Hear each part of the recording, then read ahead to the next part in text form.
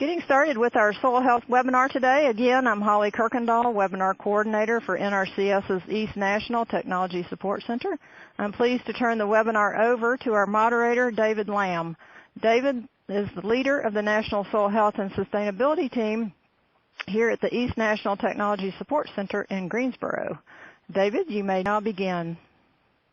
Thank you, Holly. Again, this is David Lamb, and I'm actually sitting in Ames, Iowa, and teaching a course that NRCS offers called Soil Health and Sustainability for Field Employees.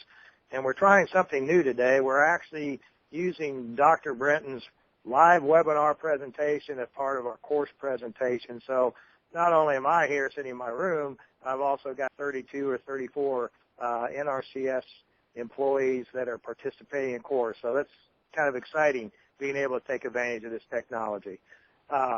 Let me introduce Dr. Brinton. It's been my privilege to know Dr. Brinton, or Will, for the last 4 or 5 years since I've been involved with soil health.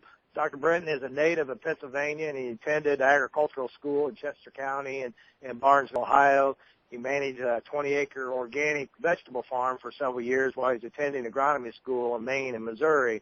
And he's also conducted graduate and postgraduate research on long-term soil health plots in Europe with a focus on soil biology. And for doing this, he was awarded a doctorate from the Unity College for his research on fatty acid respiration in soils and compost. And probably what most of you might know Dr. Brinton about, he is the inventor of the SOLVITA soil respiration test that we've used in our soil quality test, and it's very commercially available out there. Today's topic is the relevance of soil biology in assessing fertility and soil health. And with that, Dr. Brinton, I'll turn it over to you. Okay, this is Will Brinton speaking. David, thank you very much for the introduction, and I want to also thank you for the invitation and the opportunity to address this audience today. This is a very exciting topic for me, and I should say right at the get-go that no one addressing such a range of interest here can profess completeness. It's a very, very broad field. Today I've chosen a particular emphasis, and it's really based on personal preference.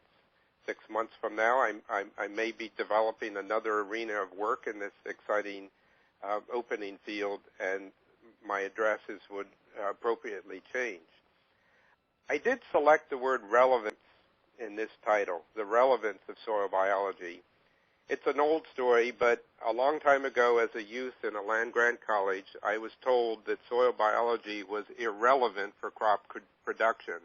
And when I suggested it in a syllabus, I was told only somebody with a vivid imagination would suggest such a topic.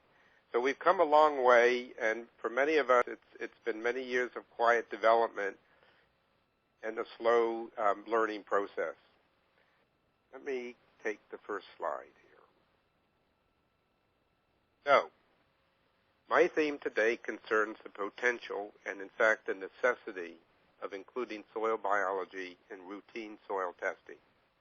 As this image suggests, we have a situation today where farmers are very, very familiar with soil testing, and the most commonly reported parameters in soil testing are phosphorus, potassium, and pH. We are addressing the topic as to whether additional parameters of soil biology will be relevant in this discussion. Last year, I surveyed a number of soil commercial labs and discovered, according to the survey results, that nearly half of the labs have at some point considered some form of nitrogen mineralization potential test as a means to attempt to adjust fertilizer nitrogen recommendations. However, the majority of labs still only use nitrogen replacement tables, expected yield tables, and so on to decide these nutrient rates. Many people today can jump into this soil health arena at different points on the circle. For me, commercial soil testing with its broad reach and force in mainstream farming is a suitable and very challenging starting point.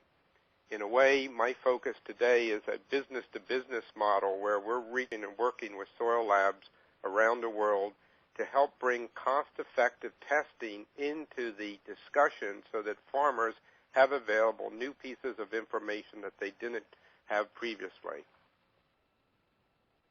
Okay. Let's find my pointer here.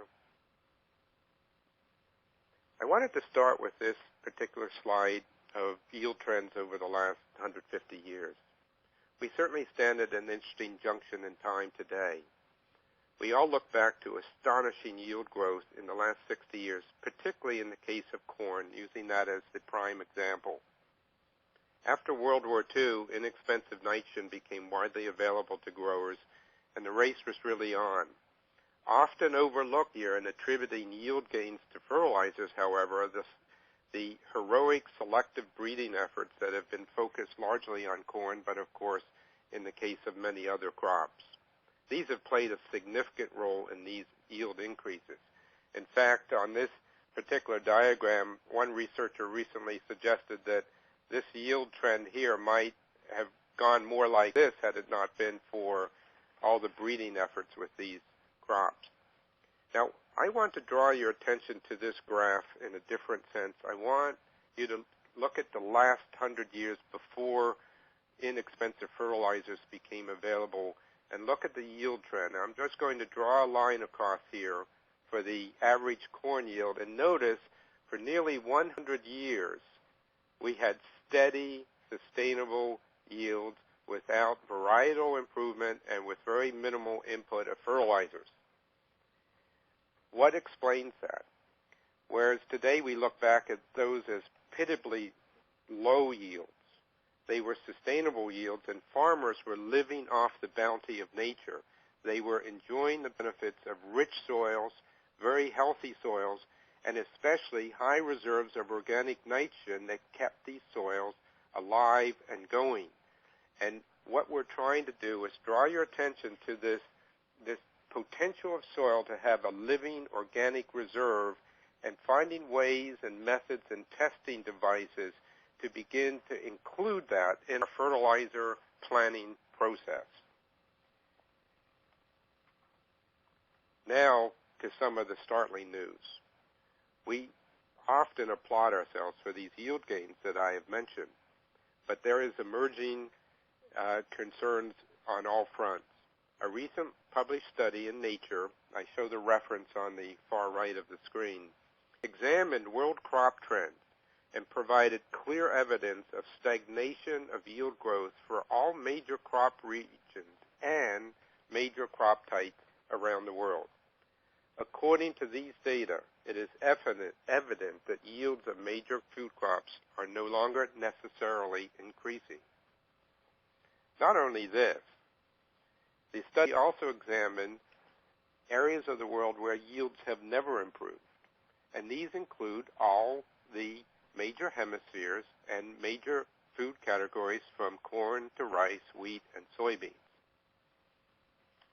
Now, the study also reported that there are still regions in the world that are experiencing yield growth, but it pointed out, and counterbalancing this, the study also found evidence of yield collapse in all major crop categories. This is where forces build up and cause a decline that appears to be not fully controllable. Clearly, we need to find the missing ingredient here, which lies beyond chemistry and breeding, I believe. And my hypothesis is that this is soil biology. So, how did the study attribute these trends? This is all right out of the published paper. The authors emphasize that there are a number of causes for yield stagnation, including climate change stress, which is well known, salinization, soil erosion, pest and disease buildup, and finally, depletion of soil fertility. A key question here is, are we digging deep enough to understand what depletion of soil fertility really means? It could just mean imbalance of nutrients. It could just mean lack of potassium, but the authors pointed to some of the deeper ramifications of depletion in terms of the overall resource that constitutes soil fertility. If the only answer is better nutrient management, then perhaps the future is simple. more and better applications and more careful technology to tweak the system. But if we are dealing with biological factors as interactions here, then these bets are not as certain. And this is our topic today, and there is increasing urgency to it. So you're all familiar with the theory of collapse based on the model of the three-legged stool. So the way it works is take any of the legs, which I've called biology, chemistry, and physical factors, and knock one out, and the whole system collapses. It works the same from any vantage point, with erosion standing in for loss of the physical, or salinization and nutrient balance for loss of the chemistry leg. Any one of these in an appropriately damaged fashion will bring the whole system down. So it seems foolish to tempt fate and abuse the leg of this, any leg of the stool. However, we are dealing with a much more complex symbol than a three-legged stool. In fact, you could call it 5 or easily 6 legs for farming, and you get the picture. In actual fact, there are so many interacting factors, as this diagram indicates. There are so many individuals, farmers, and agricultural industries working on individual aspects that the likelihood of experiencing any collapse seems very remote. But I observe among growers, in fact, and agricultural professionals, is a fair degree of confidence in the system, but the fact that this complexity is there should be no excuse to lose sight of any one of the individual legs, and especially what I believe is the most overlooked one, the leg of soil biology and soil health. How do we come to recognize and measure these important and concealed factors and learn what the actual associated role is within such a complex environment? Attributing factors like this requires complex analysis, multivariate analysis, the careful removal of factors to make other factors become evident, and all this is very challenging work. As I indicated earlier in this presentation, early farmers in America enjoyed stable yields by living off biological capital, and yet they weren't aware at the time. When the principles of Liebig and Mitscherlich were laid down in Germany in the late 19th century, there was no concept of soil biology at all, and that was the beginning of modern agricultural science. I want to address here a little bit what I call the biological underpinnings of yield. I've already indicated this in the earlier slide where I suggested that 100 years of stable yields in early America was the gift of nature and the gift of rich soil. Here we have a study that Rick Haney and I tabulated data from, where instead of taking the yields and the soil quality from plots with fertilizer, we excluded all the nitrogen plots and took only the control plots for yield. Here you see on the y-axis the corn yield per bushel, and on the x-axis we used our 24-hour CO2 burst respiration test. What that test is, and I will describe it later, is one way of measuring the soil's biological capital. But look at the astonishing correlation here between the rate of respiration, which follows this axis here, and the level of yield without the nitrogen. Now, we often refer to areas of the country as having higher or lower background yield potential, and we're trained in agronomy to factor this out by subtracting out these plots when we do research. But in fact, these plots, like the placebo effect almost, are very, very important to us because it provides evidence for the biological capital present in soil, which in this one region here might be a low yield potential, but here's a region of the country where control plots are yielding 90 bushels of corn without any nitrogen. What we're basically saying is that's nature's process. The biological reserve in the soil is carrying these yields. Now, if you did a fertilizer rate study here and ignored the nitrogen potential in the soil, you might suggest, in this case, everybody gets 100 pounds of nitrogen. In this case here, it would make up the deficit very well, and here it would be an extreme over-fertilization. These are the kinds of concerns we have nowadays in terms of where we are going with increasingly expensive fertilizers, nitrogen that's found frequently in surface water and groundwater, and the concerns of the agricultural economy and the profitability of farming. So let me address another angle of testing that's very interesting here. And this has to do with, for those of you who are familiar with PSNT, pre-sidrous nitrate test, a method that's been around for at least 20 years and has been found to work very well as a predictive tool for whether a response to nitrogen would be anticipated or not.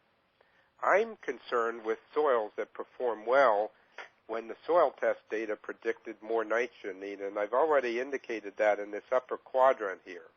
This resulted from an interesting discussion we had a few years ago at a Rutgers University conference where we addressed the anomalies in soil testing that biology may explain.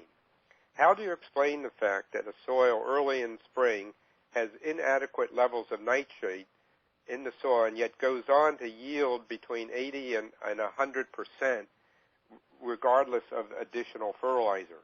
The explanation may be the biology itself. These are soils which, had we tested them for biological properties or respiration or nitrogen mineralization potential, we would have most likely discovered they had a very good potential, but factors such as a cold spring or a heavy rainfall in the spring leaching nitrate out gave the test a false negative result, indicating a farmer should be applying nitrogen when in fact he did not need to.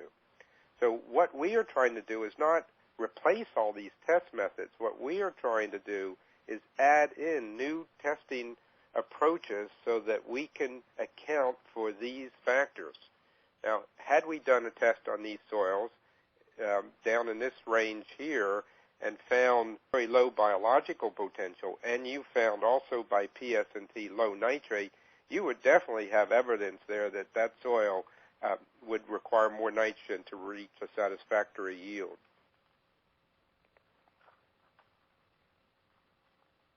Now let's stand back a moment and look at the biological picture. My focus is the whole functioning of the soil system as expressed by overall respiration. Respiration is the metabolic exchange of oxygen for carbon dioxide, which is common to all living organisms. These charts provide a generalized breakout of the soil system, beginning with organic matter on this side. If you break down organic matter, 85% of it in soil is probably humus, 10% is plant matter from roots, and 5%, seemingly relatively small amount, is this fraction of living soil organisms. If you then take that fraction of 5% and break it down here, you have these categories of algae and fungi, bacteria, actinomycetes, soil animals, which include arthropods, earthworms, and so on. Roughly 50-50 bacteria and algae, and a slightly lesser quantity of soil earthworms. Some of my early work focused on correlating the population in the soil of animals versus respiration, and I will show you some of these results later. It turns out that this relatively small slice here of living organic matter, the biology of the soil, is doing a tremendous amount of work for you. It seems small, and if you look at the level of organic matter in soils today that's down to 2%, in some cases under 2%, 5% of that is a diminishingly small number, yet these microbes are performing vital and quantitatively measurable functions for the soil system. Let me try to quantify it here using an example of a soil with 2.5% organic matter. Immediately, it leads to an astonishing number. In top 6 inches of soil, 2.5% organic matter suddenly translates into 50,000 pounds per acre of organic matter. If the organic matter is at steady state, there is 1/10 of that present as organic nitrogen. In other words, 5,000 pounds of organic nitrogen could be associated with that.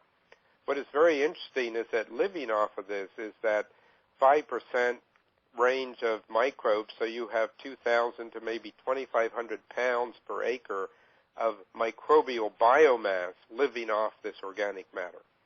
Now, many people just focus on measuring this factor, or microbial biomass used to be a test that was popular and is no longer so much the case today because we've moved more to the activity of it. What are the microbes doing? And the first obvious thing here is that they are kicking out all this carbon dioxide. And we are beginning to quantify it on a daily basis, and the numbers are somewhat astonishing. Did you know that soil in this category, under normal, moist, warm conditions, may be emitting 100 pounds per day of carbon dioxide per acre? Now, that alone may seem just an academic point, but look at what's associated with it, and these are two very important factors. First of all, that carbon dioxide roughly matches the amount of CO2 a canopy of plants at full growth has to assimilate on a daily basis to maintain its dry matter accumulation. Isn't it a coincidence, or is it that the soil, under normal conditions, is actually producing the carbon dioxide that the plant needs quantitatively to maintain its growth? At the same time, if you measure this, the turnover of CO2 every day is dumping 1 to 5 pounds of nutrients per day into the system. When you look at it this way, it seems somewhat surprising that in fertilizer studies, in fertilizer theory, there is no concept of the soil generating the nutrient on a seasonal basis, let alone on a daily basis. We are able to validate that under these healthy conditions, these soils are capable of moving this quantity of material, both carbon and nutrients, through the whole system. And this is what we're trying to do. We want to find ways to measure it more accurately so that we can have more meaningful results from testing these soils. Okay, let's stand back now and look at the whole system. If you study soil biological factors in depth, you begin to see how traditional nutrient theory vastly oversimplifies the system. It's been convenient to us for the last 150 years, but I think increasingly if we continue to ignore the other dimensions, there'll be a big price to pay for it.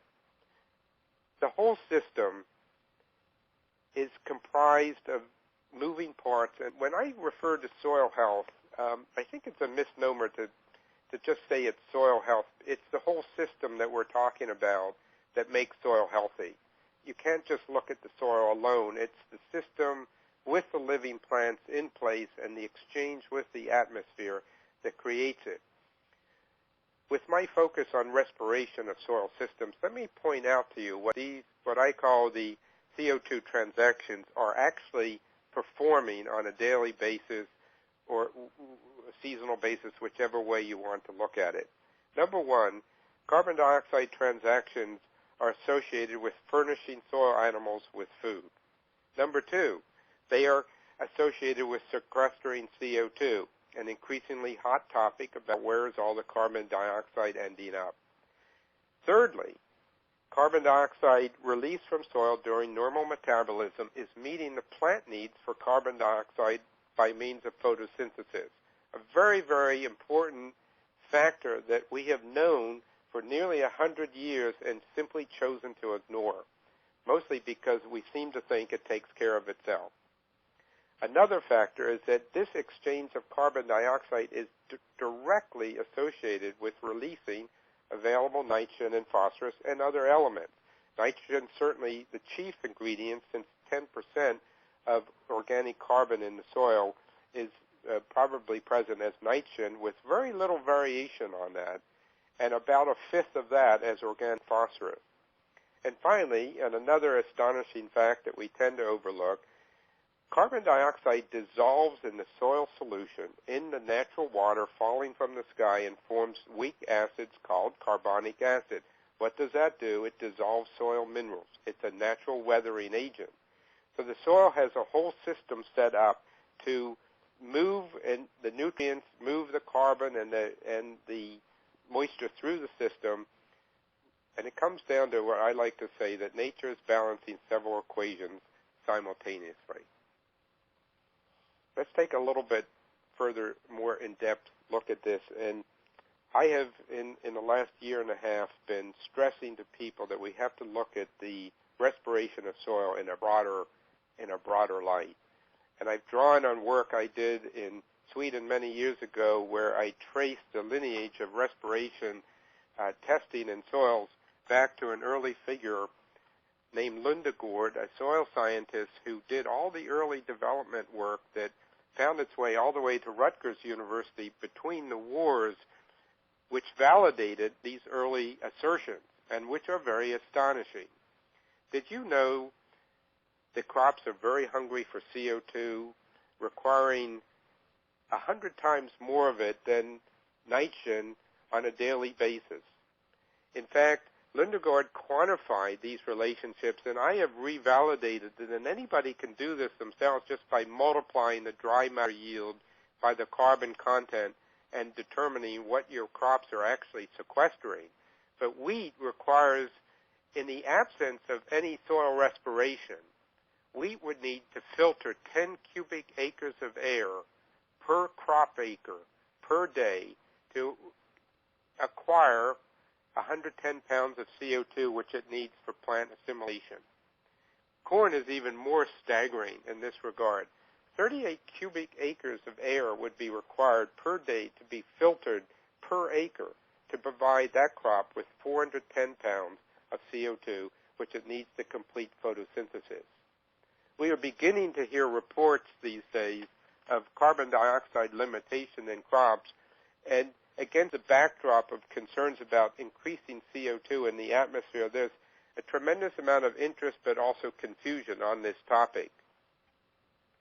There's another way to look at it, and this is one way that I like to present it that comes from studies that we are doing here at Woods End Laboratories.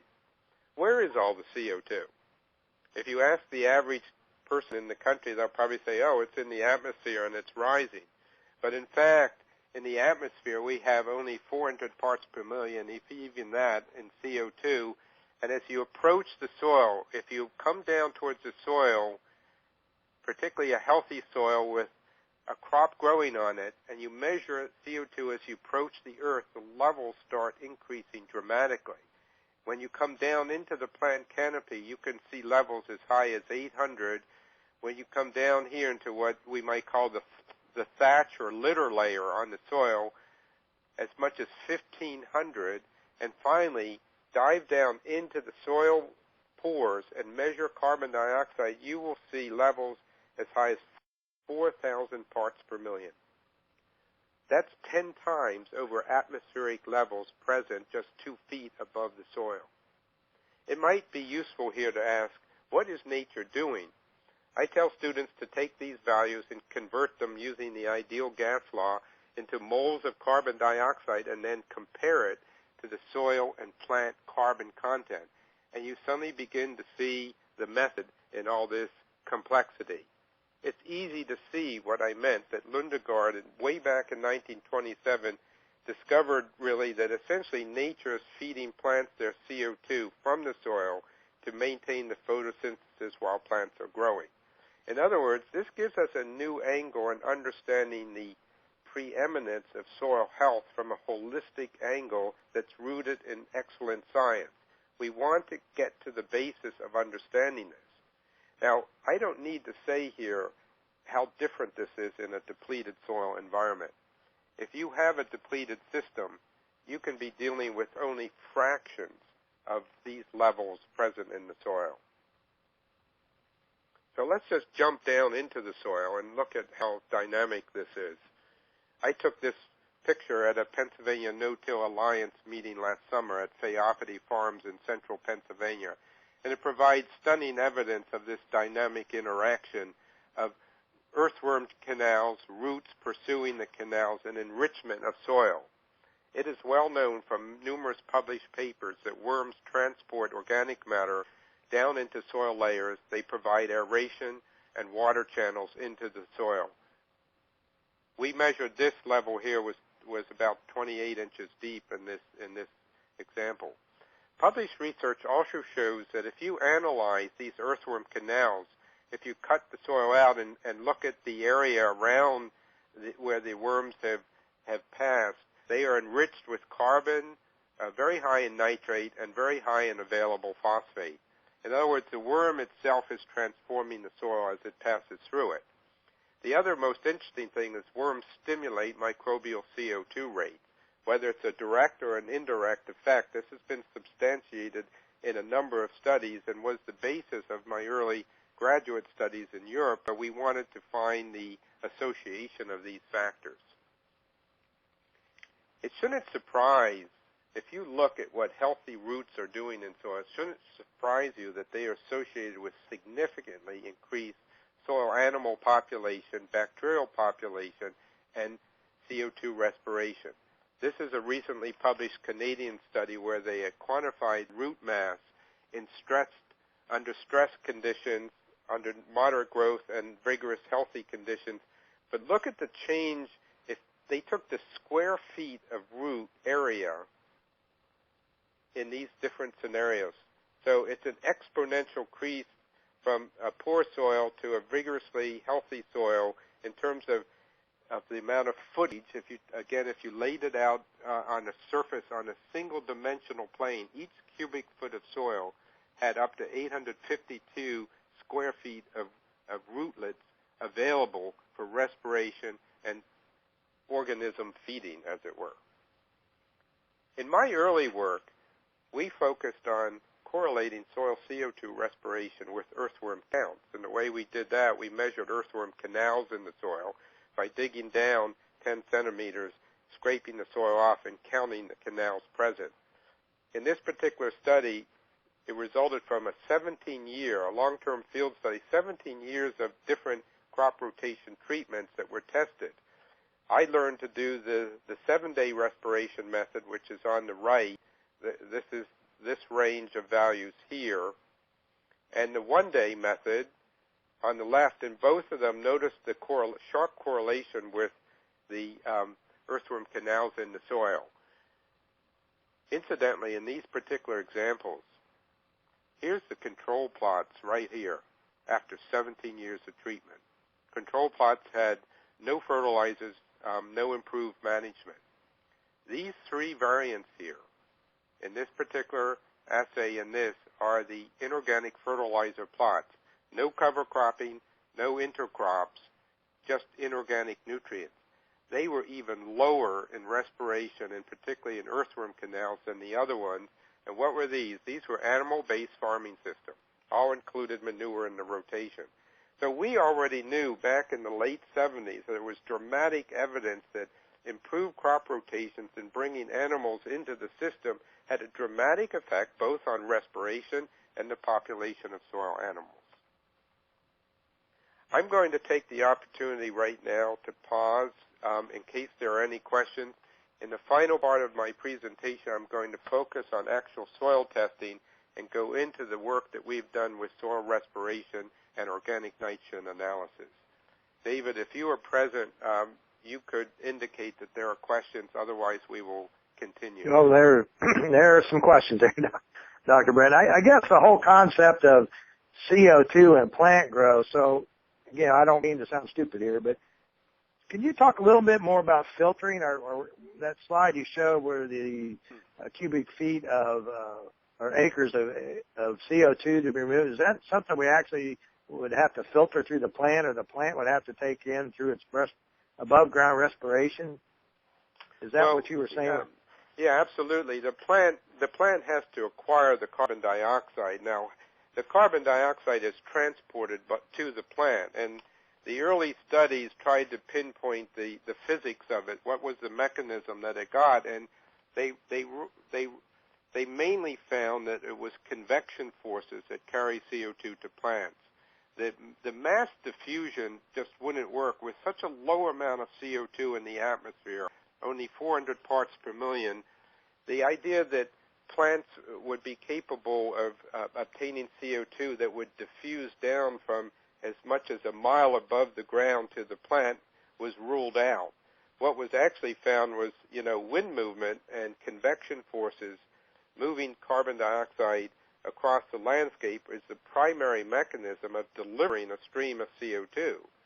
But as reports are beginning to evidence, when you have a very dense canopy, particularly a very dense canopy of wheat or corn, and it's already been shown even with sugar beets, the carbon dioxide demand of the plant way exceeds what the convection forces in the air are able to deliver.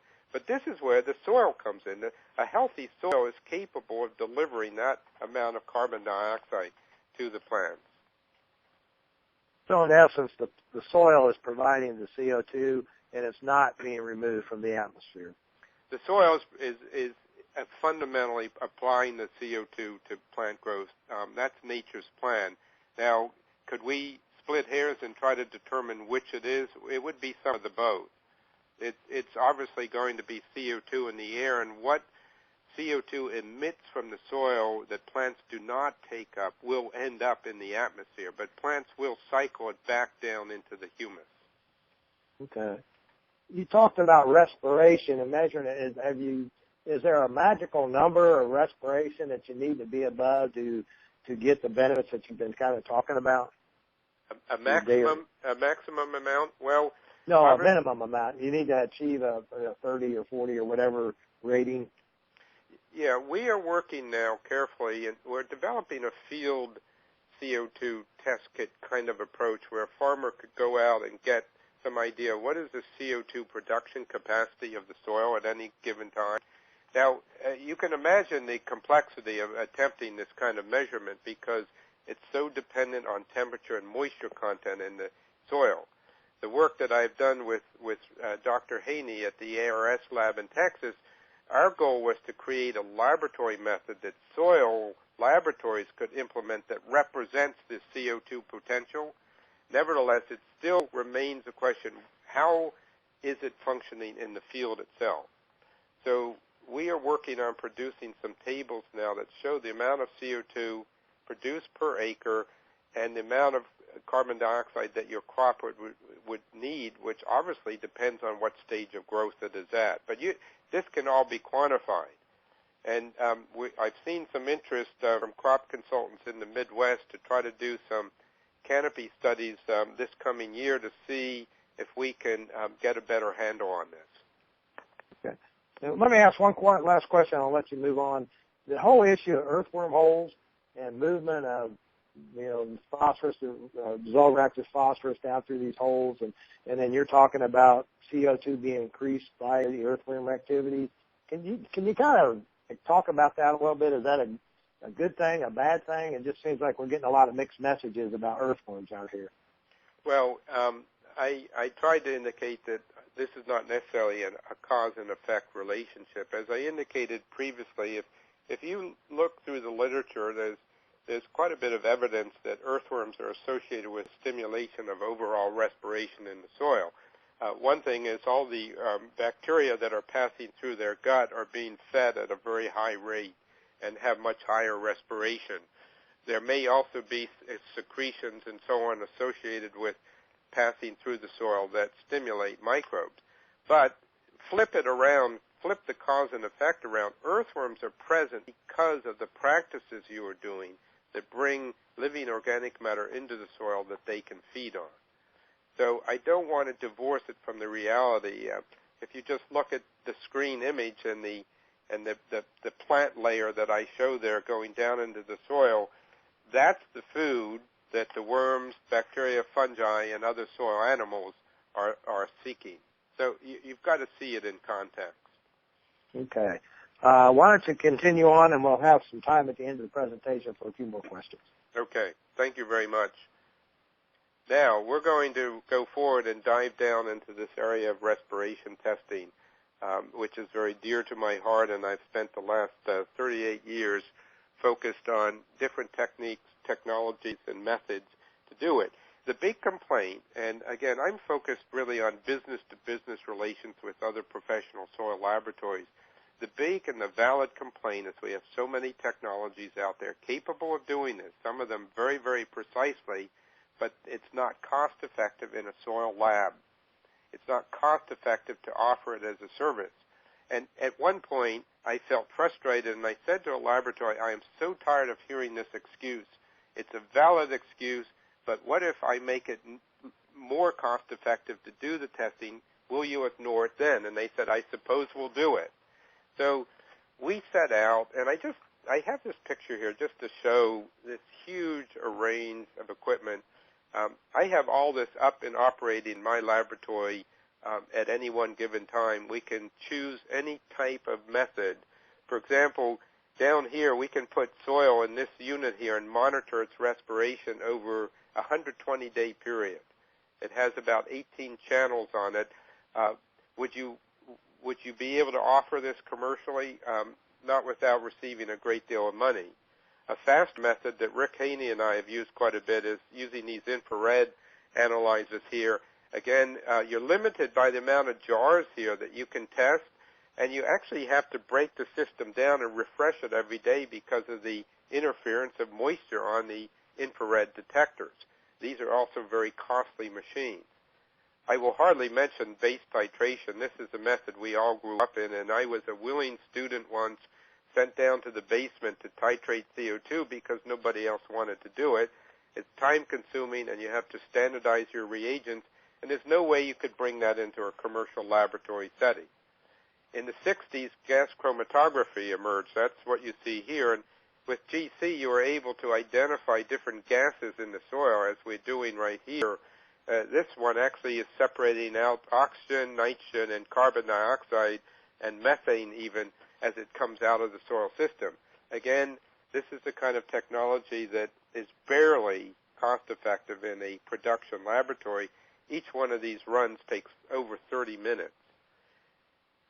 I still use an old-fashioned manometer that I found was built around 1860.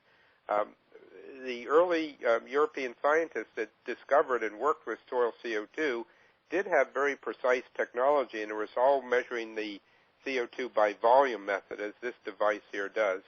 And they were able to get satisfactorily accurate readings a long time ago. And finally, flux chamber work has come back in fashion. A flux chamber, you place it over the soil surface, and it fulfills an air exchange in a studied fashion so that you can assert that you are capturing CO2 as it accumulates, but not allowing it to overaccumulate in the system. This kind of work is being done for CO2 climate change studies quite a bit now. Again, none of these methods were popular in soil labs, and so soil biology has been overlooked.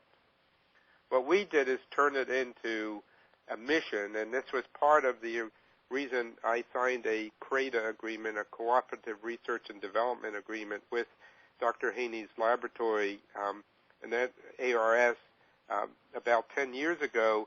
We wanted to see if it was possible to develop methods that could be taken into a modern laboratory environment.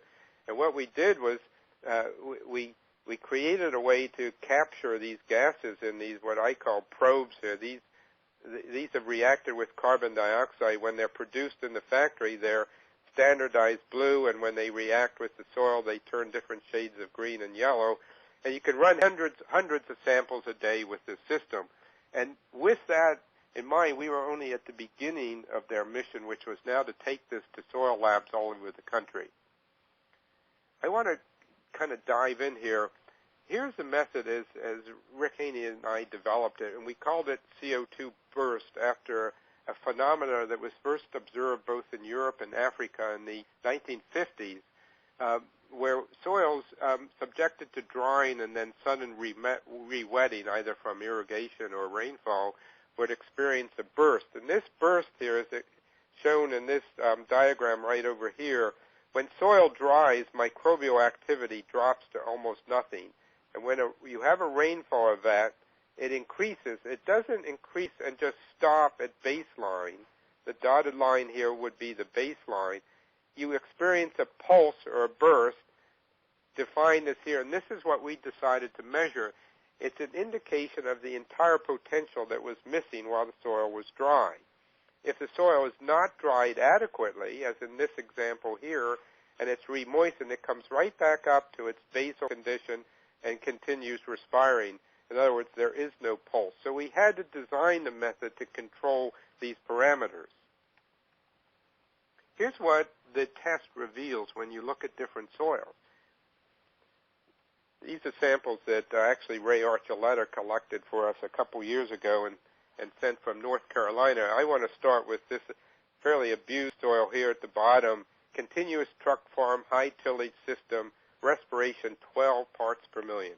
Very, very low. We can measure down to 3 parts per million, but that's so tiny there would not even be any nutrient exchange associated with it. When we looked at some cover crop farms in the area, we had levels 3 and 4 times that. In fact, here's a multi-species cover crop farm that on similar soil types had attained almost 7 times more respiration than this continuous tilled soil. This was a bare tobacco farm soil. There was enough litter, I guess, entering the soil to have a somewhat reasonable respiration. But the most interesting one for me was studying a no-till farm in the area where even the subsoil of the no-till farm had significantly more respiration than the topsoil of a neighboring tobacco farm. And the topsoil was fairly decent. We have since gone back and remeasured this farm, and they're in the 70 part per million range. But look at this example here in the bottom right. This is Virginia prairie soil from a farm in Nebraska that was sent along with the shipment. This is the kind of value we see in rich soils, between 70 to well over 100 parts per million per day of carbon dioxide.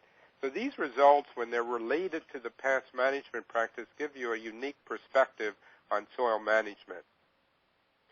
Now I want to come to a somewhat alarming, if not surprising, discovery we've had very recently in trying to learn what are the forces in soil that are challenging a respiration test and causing unusual variability.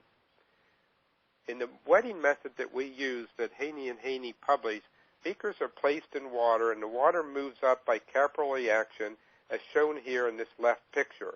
This is a well-structured soil which after re-wetting, if you take a soil spatula to it, you can see it has very nice crumb structure and porosity. But we have now been encountering soils where with the same type of method that we have developed, they immediately oversaturate.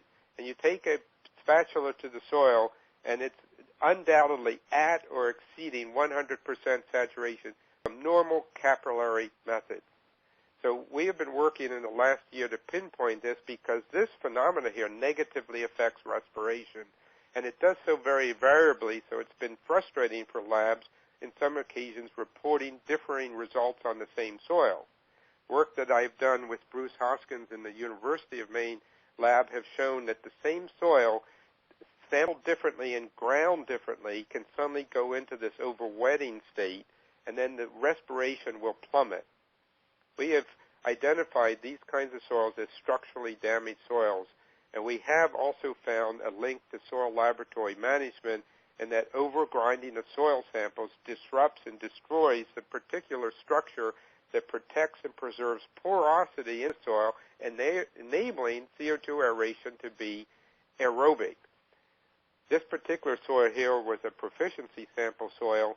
Proficiency soils are sent out in America to help soil laboratories gauge their capabilities to extract and accurately measure chemical nutrients.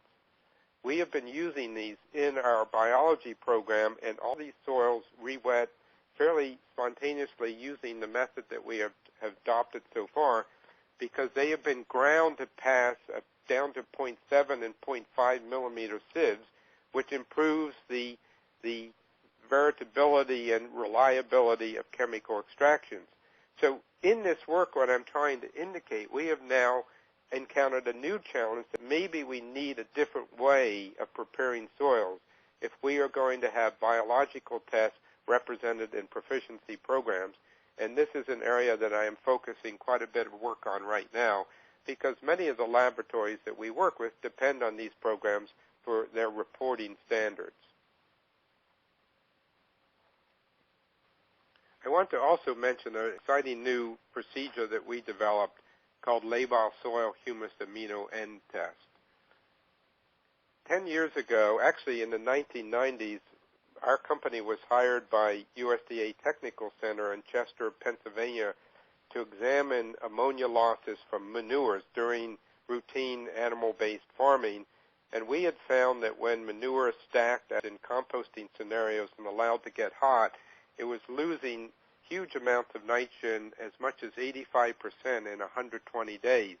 And during that project, I developed a chemistry probe to detect the ammonia on site because we had difficulty transporting samples back to a laboratory, measuring them, and reporting the results.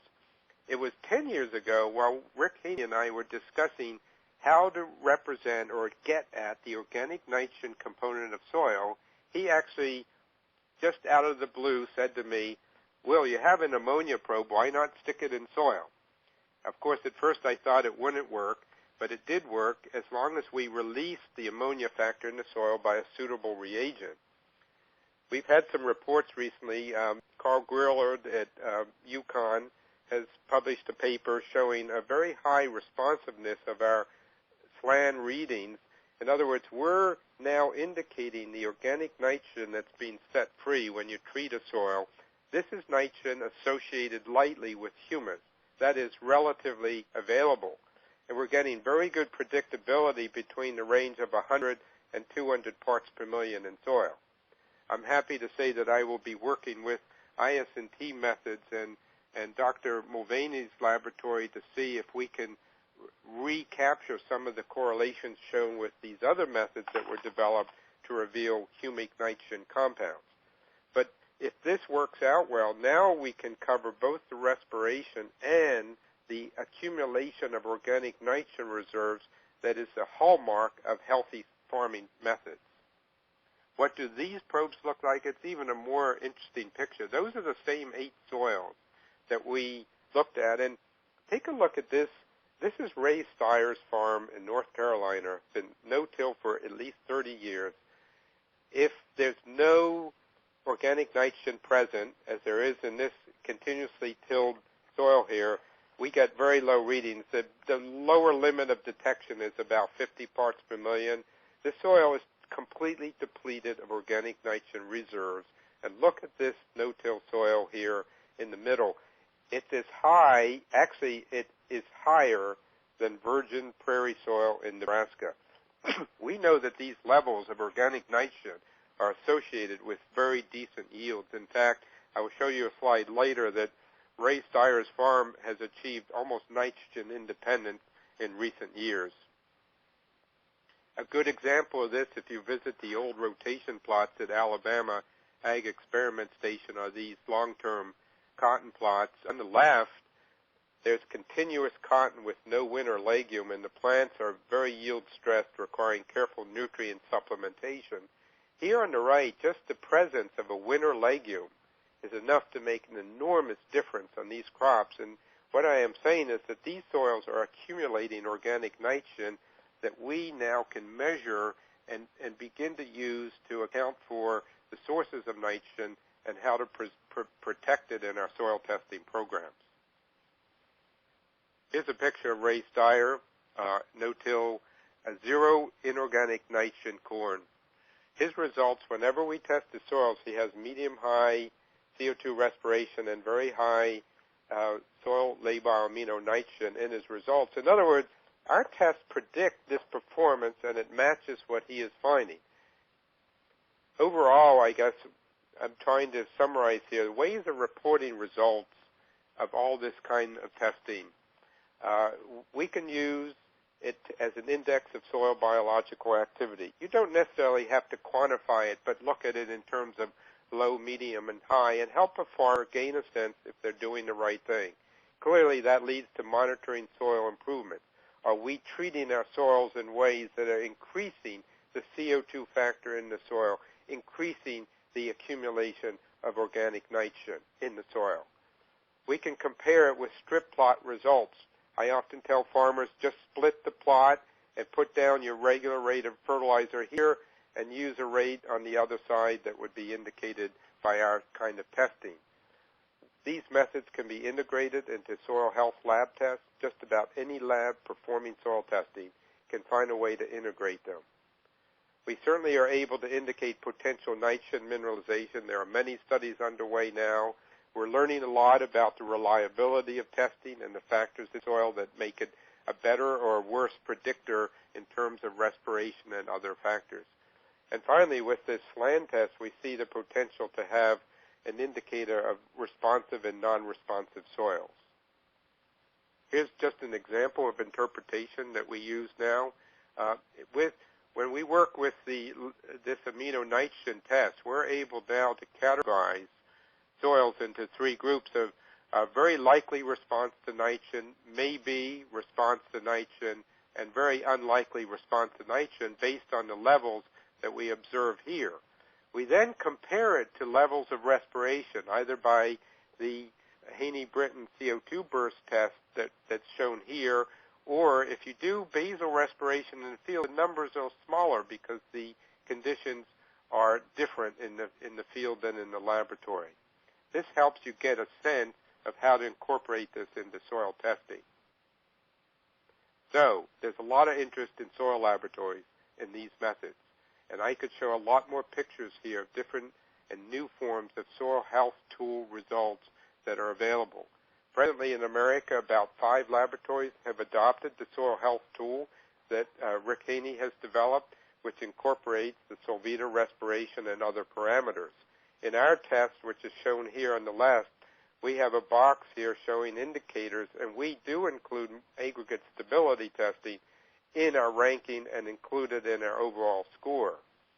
Ward Laboratories, A&L Biologicals, several of the A&L labs are now offering this, Midwest Labs, Brookside Labs, and others. So farmers now are gaining access to this kind of test result and needn't say that they can't get it. In the middle here, I show a report actually from the United Kingdom. This is NRM Labs is a soil lab that we have been working with, and they have come out this year with the soil health report. It incorporates in the center part of it a whole biological rating scheme, and then it compares the ranking to the soil texture and the erodibility of the soil.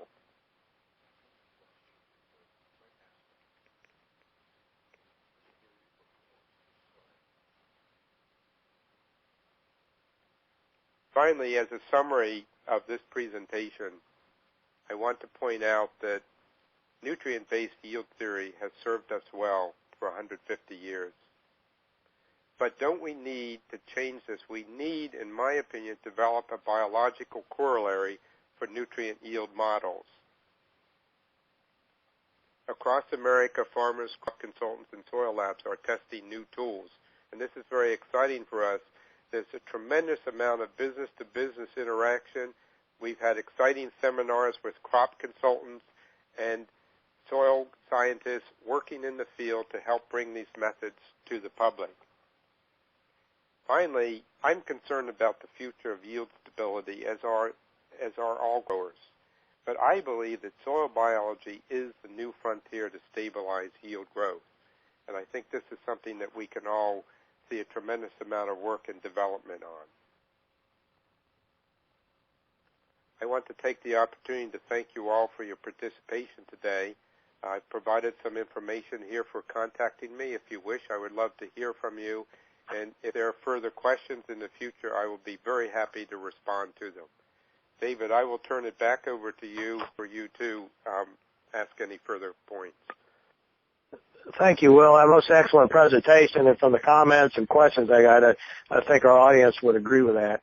And there's too many questions to just pick out one or two, but how would you see what you just described being applied on a 1,000-acre farm? Could you describe, how biological testing would be implemented on a big-scale farm like that, or what could you envision? Well, we are doing soil testing on many very large-scale farms. And basically, we interact with the crop consultants in the labs working with those farms to bring our program into the existing program with very little changes. You can actually use your routine soil testing process to obtain this kind of additional information, and our goal is that it should not cost significantly more to do that, it should be readily available to the growers. Now, having said that, can you do, for example, soil health testing in precision farming? I don't see why not. It's just a matter of starting to do it and mapping it. I see precision grid mapping of farms based on available nitrogen, phosphorus, and so on. Why not add soil health to that? What if, when you draw all the connecting lines on those maps, you can see a different perspective across a large field than shown to you by available nitrate or so on? If farmers are only doing precision fertilization based on available nutrient mapping, they may be overlooking very important underlying factors that we can add to it with these streamlined tests that modern soil labs can perform. So I haven't seen any farmers, including some, we've sampled farms that are 2,000 acres in size, that are expressing any significant concerns about the availability of this technology. Certainly the implications are enormous in terms of potential fertilizer savings, and that simply goes to the bottom line for the growers. Okay, and I think that's probably a good way to end this, and again, thank you for this excellent presentation, and those who want to, I know I'm going to watch it again, there's a lot to gain from it, and it'll be available for replay off of the conservationwebinars.net site, as Holly mentioned earlier, tomorrow. And with that, I'm going to end it and turn it back over to Holly. And thank you, Dr. Brinton. Thank you very much. Yeah, and let me express my thanks to both Will and David for making the presentation and moderating today. We had more than 360 people join today's webinar. Participants, if you selected to earn CEUs for the webinar, please return to your open browser window to continue the process that's offered by Step 2 at conservationwebinars.net. And with that, this concludes our webinar presentation today.